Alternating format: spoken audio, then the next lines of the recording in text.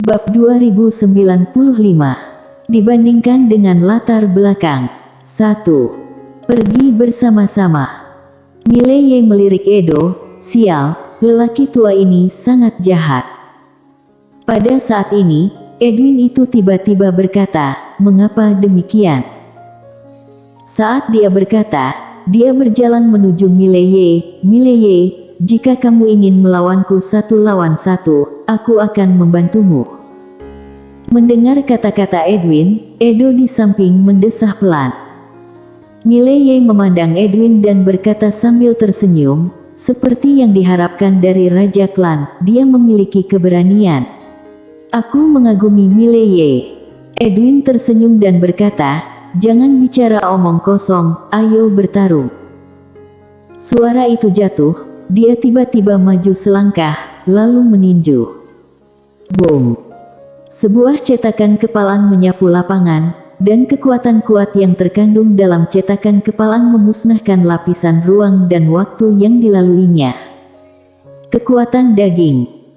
Selain mahir dalam cara ruang dan waktu, Edwin ini juga memiliki kekuatan tubuh fisik yang sangat menakutkan.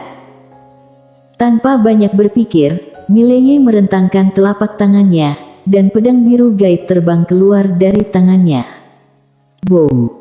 Sebuah pedang menebas cetakan kepalan tangan, dan cetakan kepalan tangan itu langsung hancur. Pada saat ini, binatang purba itu tiba-tiba muncul di atas Mileye, dan dia tiba-tiba turun. Boom! Waktu dan ruang di sekitar Mileye runtuh dalam sekejap. Mileye secara langsung mengorbankan pedang domain yang tak terkalahkan, dan pedang domain yang kuat secara paksa mempertahankan dirinya. Tetapi pada saat ini, Edwin memukulnya lagi. Boom! Pedang domain runtuh, dan Mileye langsung dikirim terbang ribuan kaki jauhnya. Tidak hanya itu, ketika dia berhenti, seluruh tubuhnya sudah memasuki jurang ruang dan waktu lapisan ke-6. Setelah Mileye memasuki jurang lapisan ke-6 ruang dan waktu, Edwin tidak bergerak lagi, tetapi hanya menonton. Saat ini, tubuh Mileye menjadi ilusi, dan saat berikutnya, yang lain kembali ke dunia nyata. Melihat adegan ini, Edwin menyipitkan matanya karena kegirangan. Pedang Mileye dapat membawanya keluar dari jurang ruang dan waktu. Harus mengatakan bahwa binatang itu saat ini sedang bersemangat dan terkejut. Yang menarik adalah jika pedang ini ada di tangannya, kekuatan yang akan dikeluarkannya di luar imajinasi. Alam sederhana terkejut, pedang ini sangat dahsyat, mampu mengeluarkan makhluk hidup dari jurang ruang dan waktu. Ini benar-benar menakutkan. Tanpa banyak berpikir, Edwin menatap Mileye, dan dia mengambil langkah maju. Dengan langkah ini, dia datang tepat di depan Mileye, dan pada saat yang sama, kejutan yang kuat meledak ke arah Mileye dalam sekejap. Mileye memblokir pedang horizontal. Boom! Mileye langsung terguncang ribuan kaki jauhnya, termasuk pria dan pedangnya. Ketika dia berhenti, noda darah perlahan meluap dari sudut mulutnya. Edwin memandang Mileye, dengan ekspresi jijik di sudut mulutnya. "Mileye, apakah kamu di sini?" Mileye menyeka darah dari sudut mulutnya, dan berkata, "Aku menyerah." Menyerah. Begitu kata-kata ini keluar, semua orang tercengang. Termasuk Raja Binatang Purba. Edwin tertegun, dan kemudian tertawa, "Menyerah. Jika kamu baru saja menyerah, aku mungkin mempertimbangkannya, tetapi saat ini, sudah terlambat." Tepat pada saat ini, pedang di tangan Mileye tiba-tiba menghilang. Waktu dan ruang dilipat. Dan itu adalah lipatan ke-6 dari ruang dan waktu. Perubahan mendadak ini menyebabkan kulit Edwin berubah seketika, karena itu adalah lapisan ke-6 dari ruang waktu yang terlipat, dan dia sedikit ceroboh sekarang, karena dia tidak pernah berpikir bahwa Mileye benar-benar dapat melipat lapisan ke-6 ruang dan waktu. Oleh karena itu, saat ini, dia hanya bisa bertahan secara pasif. Hewan purba itu secara naluriah melemparkan lengannya ke depan, bertahan. Pedang tiba. Boom. Di mata semua orang, lengan binatang purba langsung dipotong, dan pada saat yang sama, tubuh fisik langsung hancur berkeping-keping.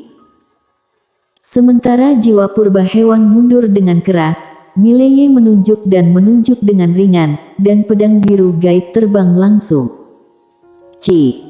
Sebelum semua orang bisa bereaksi, pedang biru gaib langsung tenggelam ke alis Edwin. Boom. Pedang biru gaib langsung menyerap jiwa Edwin, tanpa memberinya kesempatan. Melihat pemandangan ini, wajah para master roh binatang di arena tiba-tiba menjadi pucat. Manusia ini membunuh raja binatang. Di kejauhan, Mileye menutup matanya perlahan, dan setelah beberapa saat, dia merentangkan telapak tangannya, dan pedang biru gaib terbang kembali ke tangannya, dan pedang biru gaib sedikit bergetar. Jiwani bersemangat berkata, "Majikan muda, tonik yang bagus." Mileye menyeringai, "Masih banyak lagi." Edo menatap Mileye, "Tunjukkan musuh yang lemah dulu, lalu bunuh dia dengan satu pukulan tanpa peringatan." "Manusia, kamu sangat licik." Mileye menatap Edo dan yang lainnya. Tanpa basa-basi, pedang biru gaib di tangannya tiba-tiba terbang keluar. Dan saat dia menggerakkan pedangnya, Edo sudah muncul puluhan ribu kaki jauhnya, menembus udara dengan satu pedang. Melihat adegan ini, Mileye terdiam. Seperti yang dia duga, jika master seperti ini berjaga-jaga, akan sulit baginya untuk langsung membunuh lawan. Pada saat ini, Edo tiba-tiba berkata, "Mundur."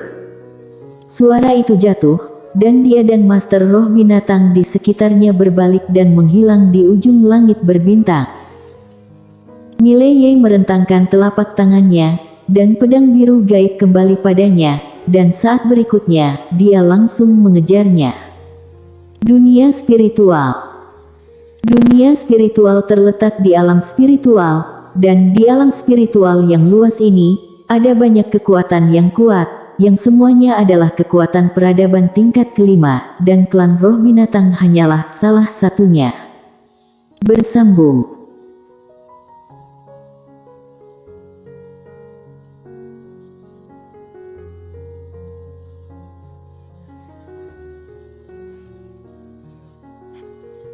Bab 2096. Dibandingkan dengan latar belakang. 2. Setelah Edo kembali ke klan roh binatang dengan tuan dari klan roh binatang, dia menjadi ketua klan roh binatang karena jatuhnya Edwin. Di aula besar klan roh binatang, Edo segera memanggil semua master dari klan roh binatang. Pada saat yang sama, semua formasi besar dari seluruh klan roh binatang diaktifkan pada saat yang sama. Tidak hanya itu, beberapa tetua yang telah mundur juga dipanggil satu demi satu.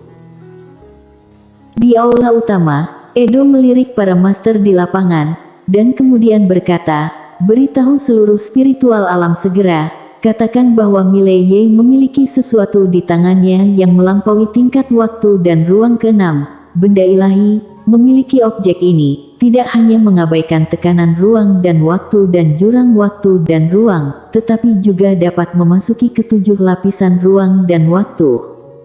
Ya, seorang master roh binatang mundur. Edo berkata lagi, "Tetua Aldo, kamu sendiri pergi ke klan roh, dan beritahu mereka bahwa jika mereka bersedia membantu klan roh binatangku bersedia untuk menyerah." Menyerah. Segera setelah kata-kata ini keluar, corak semua master roh binatang di aula berubah secara drastis. Tetua Aldo berkata dengan suara yang dalam, "Ketua klan Edo, bahwa Mileye hanyalah satu orang, kami." Edo perlahan menutup matanya, "Kita tidak bisa menghentikan orang ini." Aldo berkata dengan suara yang dalam, "Kita masih bisa memanggil leluhur kita." Edo melirik bis Aldo, "Ketua klan sudah mati. Jika kita memanggil leluhur kita, klan roh binatang kita tidak akan memiliki kartu terbawah." Bahkan jika kita mengusir Mileye, klan roh binatang kita akan segera dibagi oleh klan lain, dan pada saat itu, kita bahkan tidak akan memiliki hak untuk bernegosiasi. Memegang kartu di tangan kita, klan roh binatang kita akan memiliki modal untuk bernegosiasi. Bahkan jika kita tunduk pada leluhur spiritual, selama kita memiliki kartu ini, kita klan roh binatang memiliki modal untuk berbicara dengan klan roh barbar. Selanjutnya, setelah kita menyerah kepada spiritual leluhur, kita dapat membawa bencana ke timur. Dan klan roh barbar adalah klan bawahan dari leluhur ilusi, setara dengan menghadapi klan ilusi. Jika dia menghadapi klan ilusi, bahkan jika kekuatan di belakangnya kuat, dia pasti akan mati. Mendengar ini, Aldo ragu-ragu sejenak, dan kemudian bertanya, apakah ada kekuatan yang kuat di belakang orang ini? Edo berkata dengan lembut, jika tidak ada orang di belakang orang seperti ini, bagaimana mungkin tumbuh sedemikian rupa? Aldo ingin mengatakan sesuatu yang lain, tetapi pada saat ini, seorang master dari suku roh binatang tiba-tiba muncul di aula. Ketua klan, Mileye ada di sini. Edo menyipitkan matanya sedikit, dia menatap Aldo, segera pergi ke roh barbar. Aldo mengangguk, tentu saja. Setelah berbicara, dia berbalik dan menghilang ke aula. Di atas dunia spiritual dunia, Mileye berdiri memegang pedang, dan dia mengejar sepanjang jalan. Tentu saja dia tidak akan menyerah pada masalah ini. Pada saat ini, Edo itu tiba-tiba muncul di depan Mileye, dan Edo memandang Mileye, Tuan Muda Ye, masalah ini adalah kesalahpahaman, dan klan roh binatang bersedia memberi kompensasi atas kerugianmu. Mileye tiba-tiba tertawa dan berkata, salah paham. Sungguh lucu. Suara itu jatuh, dan dia merentangkan telapak tangannya. Wajah Edo berubah drastis dalam sekejap, dan dia akan bergerak, tetapi pada saat ini, selusin kepala di bawah tiba-tiba naik ke langit.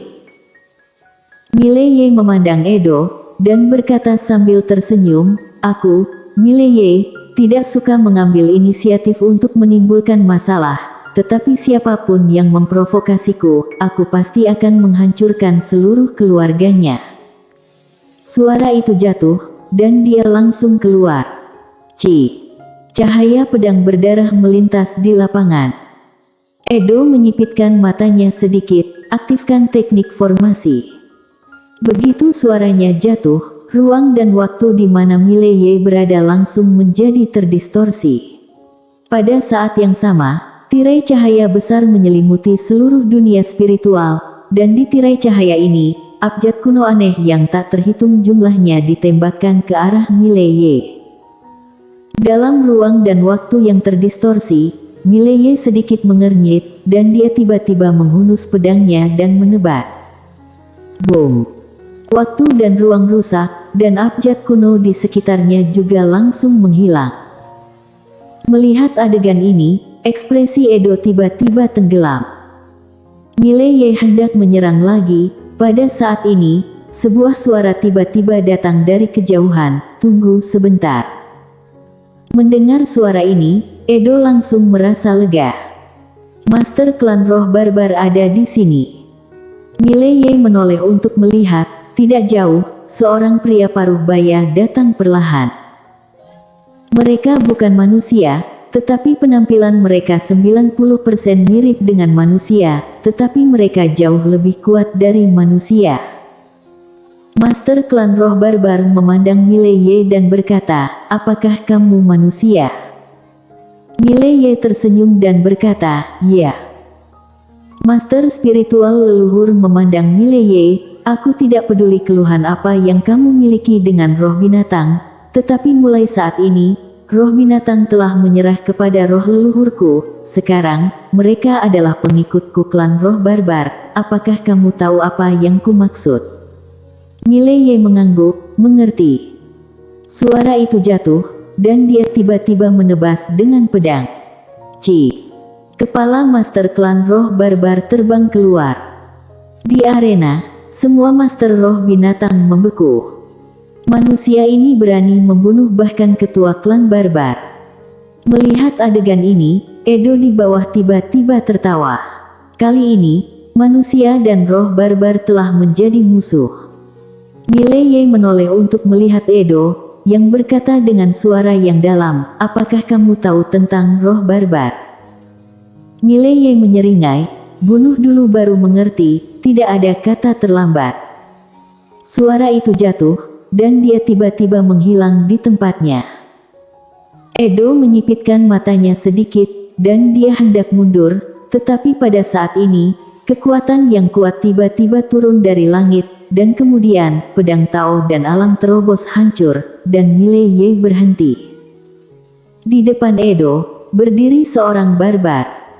Tetua utama klan roh barbar Ryo. Seorang master ke-15. Ryo memandang Mileye yang tidak jauh, orang terakhir yang tidak memberiku wajah orang barbar telah mengubah tulangnya menjadi abu. Selain itu, Edo buru-buru mengipasi, tetua utama Ryo, ada kekuatan misterius di belakang orang ini, tidak sederhana saja. Jangan ceroboh. Ryo tersenyum di sudut mulutnya, kompetisi di belakang panggung. Aku, orang barbar, paling suka kompetisi di belakang panggung. Saat dia berbicara, dia mengulurkan tangan kanannya dan memberi isyarat undangan. Manusia, jangan katakan bahwa aku, roh binatang, menggertakmu, ayo, panggil seseorang. Bersambung.